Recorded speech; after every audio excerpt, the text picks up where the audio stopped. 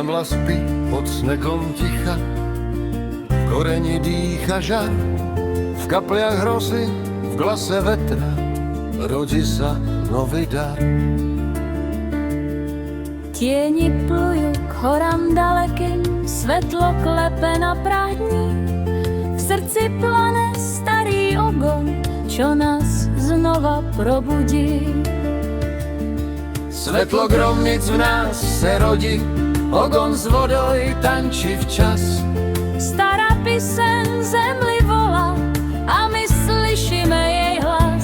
Svetlo gromnic, plamen tichý, čúva dom i ľudský krok. V každom z nás se rozžarí večný jarný tok.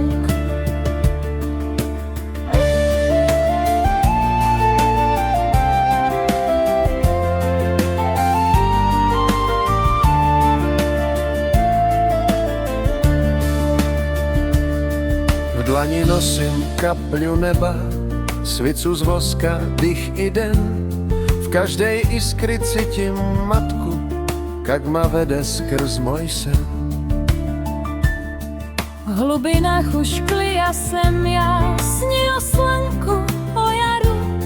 V každom tichu slyším slovo nových dní i zázrakov. Buben hor i hlas gromu, perum bdie nad krajinou. V kruhu ľudí stojím pevno, s ognom, vodou, pravdou svou.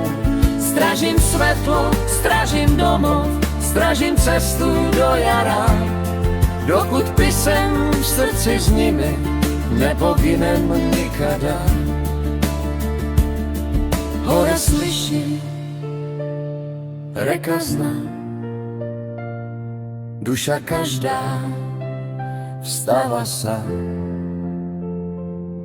Zima mine, svetlo gre, v každom z nás sedem rodí.